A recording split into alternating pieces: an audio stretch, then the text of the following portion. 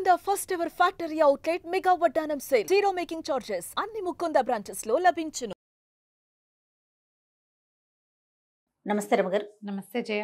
రమగారు, చాలా మంది రెగ్యులర్గా లలితా సహస్రనామాలు, విష్ణు సహస్రనామాలు ఎవరికి వారు చదువుకోవటం, లేదంటే ఒక గ్రూప్గా ఫామ్ అయ్యి కూడా చదువుకుంటూ ఉంటారు. మీరు కూడా లలితలో గ్రూప్ ఉన్నారు కదా, కాదా? తక్కువేనా? సొంతంగా చదువుకుంటాను నేను. ఓకే. మన అనంతలక్ష్మి గారు అయితే గ్రూప్లో ఉన్న వాళ్ళకి ఈవిడ కరెక్ట్ చేస్తూ ఉంటారు. కొన్ని గ్రూప్లో ఉంటారనమాట. ఈవిడేం చెప్పరు. ఏం చేస్తారమ్మా, రోజు మార్నింగ్ 4 o'clock 5 o'clock అంటారండి. అప్పుడు మీరేం చేస్తారమ్మా అని అడిగితే చాలా మంది అక్షరాలు చాలా అక్షర దోషాలు ఉంటాయి. నాకు చాలా బాధ అనిపిస్తుంది జయ. వాళ్ళు నేను కరెక్ట్ చేస్తా, నేను వింటూ మిగతా కార్యక్రమాలు, ఇంట్లో పనులు లేకపోతే వేరే కార్యక్రమాల్లో ఉన్నా కూడా సరి చేస్తానని చెప్తూ ఉంటారు. అట్లా అలాంటి గ్రూపులు లేరు. మీరు ఎలా చదువుకోవాలి రమ్మగారు? దీనికి ఏమైనా ప్రత్యేకమైన నియమాలు ఉంటాయా? ప్రతిరోజు ఉదయం సాయంత్రం అట్లా ఉంటుందా? అసలు శక్తి, లలితా సహస్రనామం చదువుకుంటే చాలా శక్తి ఉంటుంది అంటారు కదా, అమ్మవారికి సంబంధించి. మీరు ఎలా నమ్ముతారు దీన్ని? ఇది చాలా పురాతనమైనది జయ. ఇది వరకు అందరూ చదివే వాళ్ళు కాదు. ప్రత్యేకంగా బ్రాహ్మణ సమాజంలో ఎక్కువ ఉండేది. అది కూడా కొన్నిళ్లలో దళిత బోధ ఉండాలని, అంటే మన ఉపదేశం ఉండాలని భావించేవాళ్ళు. లలిత కామ్యం అని చెప్పేవాళ్ళు. ఏదైనా ప్రత్యేకమైన కోరికతోటి అది చదువుకోవటం. ఓకే. ఇప్పట్లాగా అందరూ రొడ్డగొట్టుడుగా ప్రతి వాళ్ళు చదివే విధానాలు పాతకాలంలో ఉండేవి కాదు. చాలా పెద్దది, దాన్ని ముట్టుకోకూడదు అనుకునేవాళ్ళు. పవర్ హౌస్ లలిత. అందరం ముట్టుకుంటామా? మరి కరెక్ట్గా దాన్ని ఒక ఛానలైజ్ చేస్తేనే దాంట్లో నుంచి రియల్ పవర్ రిలీజ్ అవుతుంది. మేము చదువుతాం, మాకు వచ్చు. గుళ్ళోకి వెళ్తాం, అందరు చదువుతారు, మనం కూడా పుస్తకం వచ్చుకుని పుస్తకాలు ప్రింట్లు. ఇది వరకు పుస్తకాలు ప్రింట్లు ఇవి రేర్గా ఒక లలితా సహస్రనామం పుస్తకం ఉండేది. అవును, నా దగ్గర ఎప్పుడో 64లో 5లో ప్రింట్ అయిన బుక్ ఒకటి ఉంది. ముట్టుకుంటే చింకి జీర్ణం అయిపోతుంటుంది. అది రేర్గా ఒక్క పుస్తకం ఉండేది. ఇప్పుడు ప్రతి ఫంక్షన్కి, ప్రతి చోట ఎక్కడ చూసినా పుస్తకాలు ప్రింట్ చేయడం, ఇవన్నీ మనకి ఈజీ అయిపోయింది. సో అందరి దగ్గరికి పుస్తకాలు వస్తున్నాయి. అందరూ చదవడానికి ప్రయత్నం చేసేస్తారు. కొంతమంది రోజు చదువుతూ నోటుకొచ్చేస్తుంది. ఎలా ఉన్నా చదివారేస్తారు. నీకు ఎలా ఉంటుందంటే, ట్రాన్స్ఫార్మర్లో కరెంట్ ఉంది, మీ ఇంట్లో వైరింగ్ ఉంది, స్విచ్ వైరు కనెక్టెడ్గా లేవు. నువ్వు స్విచ్ 100 సార్లు వేస్తావు, ఉపయోగం ఏముంది? ఏమవుతుంది? ఎప్పుడు కుదురుతుంది? ట్రాన్స్ఫార్మర్లో కరెంట్ ఉండాలి, మన పబ్లిక్ కరెంట్ ఉండాలి, మన ఇంట్లోకి సరైన వైరింగ్ ఉండాలి, ఆ వైరింగ్కి మనం పెట్టుకున్నటువంటి ఓ బల్బుకి కరెక్ట్గా స్విచ్ ఉండాలి, ఇది 2 కనెక్టెడ్గా ఉండాలి, బల్బు మాడిపోకుండా ఉండాలి. ఇప్పుడు పవర్ బయటకు వస్తుంది. లలితా సహస్రాన్ని అలా చేస్తేనే దాంట్లో నుంచి రియల్ పవర్, నిజమైన శక్తి, అందులో ఉన్నటువంటి మహాద్భుతమైనది, అద్భుతమైన దైవిక శక్తి బయటకు వస్తుంది. అది మనకి ఉపయోగపడుతుంది. ఉపయోగపడడం అంటే అదేమన్నా మనకి పని చేసి పెడుతుందా? కాదు. మన చుట్టూతా ఒక పాజిటివ్ ఎనర్జీని నింపుతుంది. ఈ పాజిటివిటీ వల్ల మనం అనారోగ్యాన్ని, అకాల మృత్యువుని, దరిద్రాన్ని, సమస్యలని, వీటి నుంచి తప్పించుకోగలుగుతాం. పాజిటివ్ ఎనర్జీ ఉంటే కొంచెం తగ్గిపోతాయి అంతే. ఇప్పుడు అది లలిత చదివితే ఇవి తీరిపోతాయి అని అనుకోవద్దు, తగ్గిపోతాయి అని తెలుసుకోవాలి మనం. ఇది ప్రధానం. ఇదే ప్రధానం, ఇదే మెయిన్ పాయింట్. ఇదే. అవునండి. లలిత చదవటం, రోజు చదవటం వల్ల నాకు ఇలా మార్పు వచ్చిందంటే ఇది మొత్తం మారిపోదు. నువ్వు చాలా సమస్యల్లో ఉండవలసిన వాళ్ళము, అంత కాకుండా కొద్ది సమస్యల్లో ఉంటాం. మనం హ్యాండిల్ చేయగలిగే సమస్యలే ఉంటాయి. ఈ సమస్యలు మనం ఎక్కడి నుంచి తెస్తాం? మనుషులం కదా మనం, కిందటి జన్మల నుంచి మోసుకొస్తాం. పురాకృత పాపపుణ్యాలన్నీ మనని ఇప్పుడు కర్మల రూపంలో బాధిస్తాయి. మనం ఇప్పుడు చేసే కర్మలు మన వచ్చే జన్మకి క్యారీ ఫార్వర్డ్ అవుతాయి, ముందుకు వెళ్తూ ఉంటాయి. దీన్ని తెలుసుకోవాలి మనం. ఇప్పుడు మనం సరిగ్గా చదివితే, ఇందులో సరిగ్గా చదివితే అనేది ఒక పాయింట్. అదే కదా చెప్తున్నా. అంతే. ఈ సరిగ్గా చదవటం అంటే ఏమిటి? దేశకాల నిర్ణయం. మనం ఎక్కడ కూర్చుని చదువుతాం, ఏ సమయంలో చదువుతాం, ఎక్కడ? శుభ్రమైన చోటు, ఇల్లు శుభ్రంగా ఉండాలి, చక్కగా పచ్చగా తోరణం ఏదైనా కట్టుకుంటే మంచిది. లేదా దేవాలయం దేవతార్చనలో కూర్చున్నాం, చక్కగా దీపం పెట్టుకుని అగరతో ధూపం చూపించి 2 పువ్వులతో అలంకరించి, పెద్దవేం చేయొద్దు, బోళ్ళని కేజీ పువ్వులు అక్కర్లా, 2 పువ్వులు శ్రద్ధగా కాస్త గంధం సమర్పించి స్థిరంగా కూర్చుని చదువుకుంటే ఫలితం బాగుంటుంది. దేశం కాలం మళ్ళీ మధ్యాహ్నాలు అర్ధరాత్రులు కాదు, ఉదయాస్తమాలు అస్తమానాలు చదవాలి. ఉదయం అంటే పొద్దుటిపూట 12 గంటల లోపల, అస్తమానం అంటే సూర్యాస్తమయం అయిన దగ్గర చదువుకోవచ్చు. నీకు ఎప్పుడు పడితే అప్పుడు నిద్రలేచిన మంచం మీద కూర్చొని చదువుకుంటా, అన్నం తిన్నాక చదువుకుంటా, అలాంటి పద్ధతులు చదువుకుంటా అవి చెయ్యొద్దు. అది మీరు ఊరికే ఏదో పాటలాగా పాడితే ఫలితం అయితే లభించదు. పాటలాగా పాడినందుకు లభించవలసిన ఫలితం ఏదైనా కొంత ఉంటే అది లభించవచ్చు, అందులో మళ్ళీ తప్పులు లేకుండా. అక్షర దోషాలు ఉండకూడదు. ఈ ఎందుకు ఉండకూడదు అనేది మాట్లాడదాం. ఇప్పుడు లలితా సహస్ర నామము అని కదా దాని పేరు. అవునండి. సహస్ర నామాలు, 1000 నామాలు. నామం అంటే ఏమిటి? పేరు. అభిజ్ఞ, గుర్తు. నీకు ఇప్పుడు నేను రోడ్డు మీద నడుస్తావు, వెనక నుంచి రమ అని పిలిస్తే పలుకుతానా? నేను రమణి అంటే పలుకుతానా? నిన్ను జయిని అంటే పలకవు, నువ్వు జయ అంటేనే పలుకుతావు. అంటే నీకు ఒక పేరుంది, దానికి నువ్వు పలకాలన్న నియమం ఉంది. అవును. నీ పేరుని యథావిధంగా ఎలా ఉన్నది అలాగే పలికితే కాదు నువ్వు వెనక్కి తిరిగేది. అవును. మనం మనుషులకి మనకే ఇంత ఉంటే అమ్మకి ఎంత ఉంటుంది? ఎంత ఉండాలి? నీ ఒక పిలుపు నువ్వు పిలిస్తే ఆ పిలుపుకి పలికి స్పందించి నీ వైపుకి తిరిగి తన తాలూకు పాజిటివ్ ఎనర్జీని, సకారాత్మకమైన శక్తిని ఆమె నీ మీద ప్రసరింపజేయాలంటే ఆమె పేరు ఏదో అది నువ్వు పిలవాలి అంతే. పారాయణ మధ్యలో ఆపకూడదు, అలాంటివి పెట్టుకోకండి. నువ్వు సరిగ్గా పేరు పిలిస్తే ఏమవుతుంది? ఆ పేరుతోటి అమ్మవారి పేర్లు ఎట్లా ఉంటాయి? టకీమని గుర్తు రావట్లేదు, చూసావా? మొదటంతా సౌందర్య వర్ణనతోటి నామాలు ఉంటాయి, తర్వాత వీరత్వ వర్ణనతోటి, తర్వాత ఆమె చేసినటువంటి మహత్కార్యాల వర్ణనతోటి నామాలు ఉంటాయి. మంత్రిణ్యంబా విరచిత విషంగ వధతోషిత విశుక్ర ప్రాణహరణ వారాహి వీర్యనందిత. ఎంత పొడుగుంది! విశుక్ర ప్రాణహరణ వారాహి వీర్యనందిత.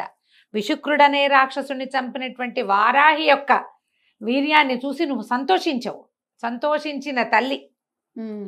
ఇప్పుడు విశుక్రుడికి దీర్ఘం పెట్టినా వారాహికి దీర్ఘం పెట్టినా నామం కుదరదే, పేరు కుదరలేదుగా, అవునా? తర్వాత కామేశ్వర ముఖాలోక కల్పిత శ్రీ గణేశ్వర. గణేశ్వరుణ్ణి కల్పించింది అమ్మవారు. ఎలా చేసింది? కామేశ్వరుణ్ణి చూస్తూ కల్పించింది, గణేశ ప్రతిమ చేసి అప్పుడు యుద్ధానికి బయలుదేరింది. ఈ పదాలన్నీ కరెక్ట్గా వస్తేనే అర్థం వస్తుంది. ఎలా? నీకు ఇంకో ఈజీ తెలుగులో చెప్తా. ఇప్పుడు మా ఊరి పేరు, మా నాన్నగారి పేరు నేను అని తెలియాలి. నువ్వు ఫలానా వాళ్ళకి ఒక అమ్మాయి ఆవిడ టీవీలో మాట్లాడుతుంది అని చెప్పైతే వాళ్ళకి తెలియలేదనుకో, ఎవరో పెద్దవాళ్ళు. కాదండి, చిట్టుగూడూరులో నరసింహాచార్యులు గారని ప్రిన్సిపాల్ గారు ఉన్నారే, వారి ఆఖరి అమ్మాయి అనగానే నేను అని తెలుస్తానా? అంతే. 5వ అమ్మాయి అంటే నేను తెలియను. చిట్టుగూడూరు కాకుండా పొడగట్లపల్లి కాలేజీ అంటే వేరే వాళ్ళు ఎవరో వస్తారు. చూడు, ఇప్పుడు మనం కరెక్ట్గా ఫలానా ఫలానా ఫలానా పనిచేసి ఫలానాగా సంతోషించిన తల్లి, ఈ అన్ని ఫలానాలు కుదరాలి. ఇట్లా కుదిర్చి మీరు నామాలు చదివితే ఆమె పలుకుతుంది, తననేనని స్పందిస్తుంది. స్పందించే రకపుగా మనం నామం చదవాలంటే నువ్వు అర్థంలో మార్పు రాకుండా, అక్షరాలు చెడగొట్టకుండా చదువుకోవాలి. ఓకే. కొన్ని చదువుతాం, కొన్ని తేలిగ్గా ఉంటాయి, కొన్ని పదాలు చిన్న చిన్నవి ఉంటాయి, కొన్ని పేర్లు అప్పుడు చదివేస్తాం. అరుణాం కరుణా తరంగితాక్షిం క్లియర్గా ఉంది.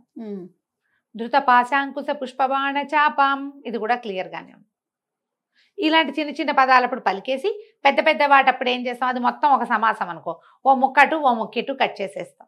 కొన్ని చోట్ల అక్కర్లేని దీర్ఘాలు పెడతాం, కొన్ని చోట్ల ఒత్తులు పెడతాం. చాలామంది ఎక్కువగా చేసే పొరపాటు దుష్ట దూరా దురాచార శమని దోషవర్జిత చదవాలి. దుష్ట దూరా దురాచార శమని దోషవర్జిత చదువుతారు. దుష్ట దూర కనపడుతుంది, దుష్టుల్ని దూరంగా ఉంచుతుంది. దురాచార అంటే అమ్మవారిని దురాచారం చేస్తున్నాం మనం, ఆమెకు దురాచారాలు ఉన్నాయని చెప్తున్నాం. శమని అంటాం, ఆ శమని దేనికి ఏమిటో, దురాచార శమని అని రావాలి. అదొక పదం. ఇది మొత్తం సమాసం. ఎలా? దురాచారాలని పోగొట్టే తల్లి. చూడండి ఎంత అర్థం మారిపోతుందో. దోషవర్జిత, దోషాలు పోగొడుతుంది తల్లి. ఆమెలో ఏ దోషము లేదు, మనం ఆమెను ఆశ్రయిస్తే మన దోషాలని అమ్మ పోగొడుతుంది. పదాలకి అర్థం తెలుసుకోగలిగితే అద్భుతంగా ఉంటుంది. ఓకే. మన వల్ల అంత కాదు. తప్పు లేకుండా చదవటం. నువ్వు పారాయణ చేసేయాలన్న తాపత్రయంతో గడగడ గడగడ గడగడ చదివేసేయటం. గుళ్ళోకి వెళ్తారు, ఆ గుళ్ళో అర్చన అవుతూ ఉంటుంది, దేవాలయంలో అర్చనతో పాటు మనం ఇది ముందు ఇది ఫినిష్ చేసేయాలి, అక్కడ చూడం, అక్కడ చూడం, అక్కడ దృష్టి ఉండదు, ఇది ఫినిష్ చేసేయాలి, అక్కడ చదివేసుకోవాలి. ఈ పుస్తకం చూస్తారా, ఇది రాదు, ఆ పుణ్యము రాదు, రాదు కదా, రెండూ పోతాయి కదా. దేవాలయంలో ఉన్నప్పుడు మీకు నోటికొస్తే దేవాలయంలో ఏం జరుగుతోందో చూస్తూ నోటికొచ్చింది చదువుకోండి. నెంబర్ 1, ఇది స్ట్రిక్ట్ రూల్. పుస్తకం చూడొద్దు. విడిగా ఉన్నప్పుడు పుస్తకం చూసుకుని చదువుకోండి. అర్చన అంతా అయిపోయింది, మూల కూర్చున్నారు, పోయి ఎక్కడ అక్కడ కాసేపు కూర్చోవాలి కదా, అప్పుడు పుస్తకం పెట్టుకుని మెల్లిగా చదువుకోవచ్చు. అర్చనా కాలంలో మీరు చేయాలంటే శ్రీమాత్రే నమః చెప్పుకోండి. పొట్టిగా అరుణంకరణాతరంతక్షం ధ్యాన శ్లోకం అందరికీ నోటికి వస్తుంది, అందరికీ వస్తుంది కదా, ఆ శ్లోకం చదువుకోండి. ఒక్క శ్లోకాన్ని మీరు రటనగా 10 సార్లు 11 సార్లు 14 సార్లు చదివినా ఏం తప్పలేదమ్మా, చాలా మంచిది, విశేషమైన ఫలితం లభిస్తుంది. ఇలా చదవండి. ఓకే. దేవాలయాల్లో చదవలసిన విధానం మీకు నోటికొస్తే ఏం ఇబ్బంది లేదు. ఈ నోటికి రావడానికి ఎవరితోటైనా చెప్పుకుంటే ఎక్కువ మంచిది. మనమే చదువుకుంటే తప్పులు ఉన్నాయా అనేది కరెక్షన్ ఉంచుకోండమ్మా. ఇది ఎలాంటి పని చేస్తుందో చెప్తాను జయ, ఇది నా స్వానుభవం. మనం ఒక తప్పు కరెక్షన్ చేసుకున్నాం, ఏదో చదువుతాం, ఎవరైనా కరెక్షన్ చెప్పారనుకో కోపం వస్తుంది చాలా మందికి.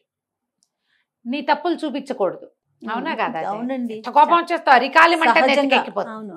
మీరు ఎప్పుడు మీ జీవితంలో తప్పులు కూడా దిద్దుకోరు అలాంటి వాళ్ళు. అంతే. నువ్వు ఇక్కడ అక్షర దోషాలు గనక నువ్వు దిద్దుకుని దాన్ని కరెక్ట్ చేసుకున్నావంటే నీ జీవితంలో నువ్వు చేస్తున్న పొరపాటు నీకు కనపడేలాగా చేస్తుంది అమ్మ. కనిపించి ఇది నాది పొరపాటు, ఇది నేను సరి చేసుకోవాలని నీకు అర్థమయ్యేలాగా చేస్తున్నావు. నువ్వు ఇక్కడ చేసుకుంటున్నావు కదా కరెక్షన్, ఇదేంటి మహత్తర శక్తి. ఈ శక్తి విషయంలో నువ్వు చేసే కరెక్షన్ లైఫ్ విషయంలో చేసుకునేలాగా నిన్ను చేస్తుంది. ఓకే.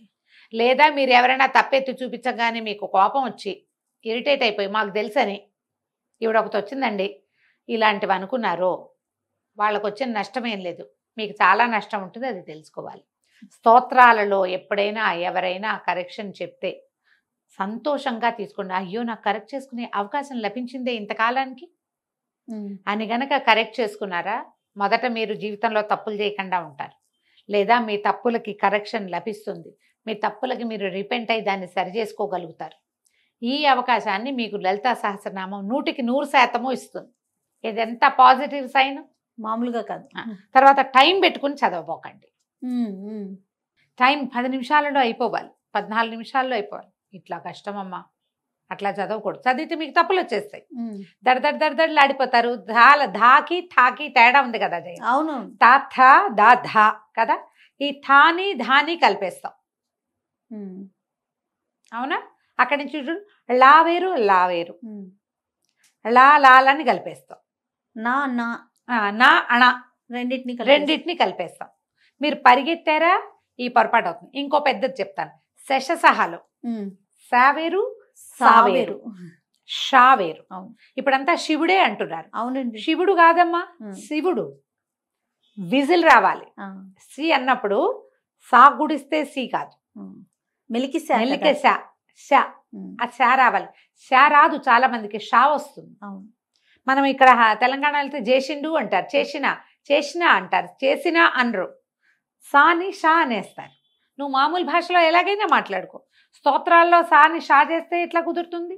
శివ శివ శివ అంటే రాడమ్మా శివుడు, మీరు అర్థం చేసుకోండి. ఆయన పిలిచినట్టు కాదు, పిలిచినట్టే కాదు. నిన్ను పిలవకపోతే, నీ పేరు పెట్టకపోతే నువ్వే పలకవే, భగవంతుడు ఎట్లా పలుకుతాడు? భావం ముఖ్యం లాంటి పాఠాలు బోల్డ్ వింటానమ్మా నేను. చాలా మంది నాకు చెప్తారు అలా ఏముందండి, భగవంతుడికి భక్తి చాలా ఇంపార్టెంట్. ఎవరికి భక్తి ఇంపార్టెంటు?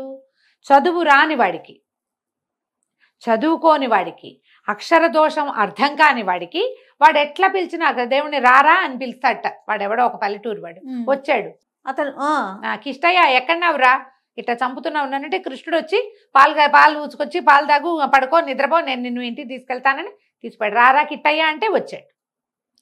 నేను రారా కిట్టయ్య అంటే పాలేరు వస్తాడు. కృష్ణుడు ఎందుకు వస్తాడమ్మా?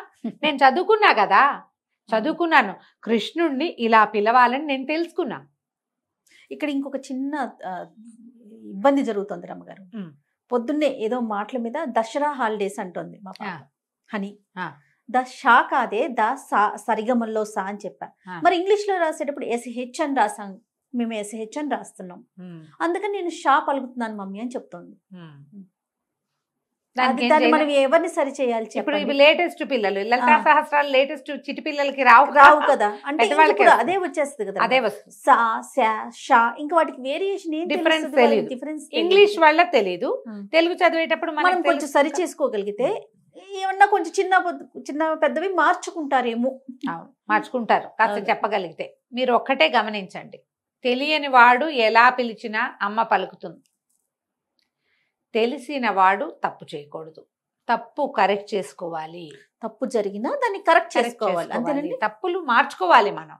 ఈ అక్షర దోషాలని ఉండనివ్వబోకండి. లలితలో ఇలా గనక మనం లలితా సహస్రనామం ఒక్క అక్షరం లేకుండా, తప్పు సమయంతో పరిగెత్తగా, అక్షర తప్పులు లేకుండా సమయంతో పరిగెత్తేసి చేసేయకుండా తాపిగా నోటికి నిదానంగా నేర్చుకుని ఒక 6 నెలలైనా పడుతుంది జయ మనకి చక్కగా రావటానికి, తాపీగా వెళ్ళడానికి. దీనికి మళ్ళీ ట్యూన్లు సంగీతము ఏం అక్కర్లేదమ్మా. దానికి అనుష్ఠుప్ ఛందస్సు విష్ణు సహస్రనామాలాగానే అంతే. అలాగే అయితే ఏంటంటే మనం మధ్య మధ్యలో ఏమవుతుంది, విష్ణు సహస్రనామాల్లో పెద్ద సమాసాలు తక్కువ ఉంటాయమ్మా. అవును. ఈ లలితా శాస్త్రంలో సమాసాలు పెద్దవి. మొదట 20-30 శ్లోకాలు అయితే అన్ని అమ్మవారి సౌందర్య వర్ణన కదా, అవి చాలా పెద్దవిగా ఉంటాయి. ఇంత పెద్ద వాటిని మనం చేసేటప్పుడు ఎక్కడ విరవాలి అనేది మనకి సమస్యగా ఉంటుంది. సో వినాలి మనకి, అంతే కదా రమ్మగారు? వినాలి, తెలుసుకోవాలి, ఎవరితోటైనా చెప్పుకోవాలి. పెద్దవాళ్ళు చదివేది వింటే కూడా మనం దోషాలను మనం చేసుకోగలుగుతాం. ఇప్పుడు నా పాటు వాళ్ళు ఎవరైనా కనపడ్డారు అనుకోండి, ఇప్పుడు అనంతలక్ష్మి గారు ఉన్నారు, వారు చేస్తున్నారు కదా. అవును. అలాంటి ఏదైనా గ్రూప్ లో చేరి తప్పులు లేకుండా చదవండి, తప్పనిసరిగా ఫలితం ఇస్తుంది. తప్పు రాకూడదు, ఇదొక స్ట్రిక్ట్ రూల్గా పెట్టుకుంటే కనుక మీకు అద్భుతమైన ఫలితాన్ని ఇస్తుంది లలితా సహస్రం. పొద్దున సాయంకాలాలు చేసుకోవచ్చు. విశేషించి అష్టమి, పౌర్ణమి చాలా అద్భుతమైన రోజులు. అష్టమి నాడు, పౌర్ణమి నాడు అమ్మవారిని కనుక మనం చదువుకుంటే అద్భుతమైన ఫలితం ఇస్తుంది. ఇక పౌర్ణమి నాడైతే చంద్రబింబాన్ని చూస్తూ లలితా సహస్రనామం చదువుకుంటే మానసిక సమస్యలు కూడా తగ్గుతాయి. పిల్లలకి నేర్పించవచ్చు. 2 శ్లోకాలు చొప్పున చెప్పినా తాపీగా వచ్చేస్తుంది. నిదానం, ఎక్కువ శ్లోకాలు కదా, శ్లోకాలు ఎక్కువ ఉన్నాయి కదా. దీనికి పూర్వపీఠిక ఉత్తరపీఠిక చదవము. మనకి విష్ణు సహస్రనామానికి అయితే పూర్వపీఠిక, స్తోత్రము, తర్వాత ఏమో అదే మన నామాలు, తర్వాత మళ్ళీ ఉత్తరపీఠిక చదువుకుంటాం. అవును, అందరికీ తెలిసినవే కదా. 3 భాగాలు ఉంటాయి, ధ్యానం భాగం ఉంటుంది, అలా కనపడుతుంది. మనకి లలితా శాస్త్రంలో సాధారణంగా పూర్వ ఉత్తర పీఠికలు పెద్దగా చదవరు ఎవరు, నామాలే చదువుకుంటాం కదా. అంతేగా, అది నేర్చుకోవచ్చు కదా. ప్రయత్నం చేసి చూడండి. నాకు కూడా క్లాస్ ఒకటి తీసుకుందామని ఉంటుంది జయ, సమయం సరిపోదు. ఇప్పుడు సౌందర్యలహరి పాఠం ఒకటి ఉంటుంది, వారానికి 1-2 క్లాసులు అనుకో. దానికే నేను ఒక టైట్ స్కెడ్యూల్ లాగా ఉంటుంది. జనాలకి కుదరాలి కదా. ఎప్పటికప్పుడు అనుకుంటూనే ఉన్నాను. సుమన్ గారు అయితే అసలు ఒకసారి పెద్ద క్లాస్ లాగా పెట్టండి మీరనే చెప్పాను, చేయాలనే ఉంటుంది. కానీ నాకు అవకాశం లేదు. ఎక్కడ మీకు అవకాశం దొరికితే అక్కడ శంకర మఠాలు అలాంటి చోట చక్కగా చెప్తారు. వాళ్ళందరూ చదువుతూ ఉంటారు. చిన్న కరెక్షన్స్ ఉంటే కరెక్ట్ చేసుకోండి. మంచి ప్రింట్ ఉన్న పుస్తకం కొనుక్కోండి. శంకర మఠంలో దొరికే మంచి పుస్తకాలలో ప్రింట్ చాలా బాగుంటుంది. వాచాదోషాలు లేవట అందులో. నేనైతే ఆ బుక్ చూడలా. నాకు 2-3 పెద్దవాళ్ళు చెప్పారు, అక్కడ దొరికే పుస్తకాలు తెప్పించండి బాగుంటాయి అని. ఇలా ప్రయత్నించండి. అప్పుడు ఈ లలితా సహస్రనామంలో ఉన్నటువంటి పరమాద్భుతమైన మహత్తరమైన పాజిటివ్ ఎనర్జీ, దైవికమైన శక్తి మనకి తోడుంటుంది. సొంతం అవ్వదు, తోడుంటుంది. తోడుంటే చాలు కదా రమ్మగారు. మన వెనకాల ఉంటుంది, మనతో పాటు ఉంటుంది. నిత్యము చదువుకోవచ్చు మీ ఓపిక అవకాశాన్ని బట్టి. డ్రైవ్ చేస్తూ చదవచ్చా అని ఒకరు అడిగారు. పాపం వాళ్ళకి అవకాశం లేదు, ఏం చేస్తారు? ఏదో చేయండి అమ్మా.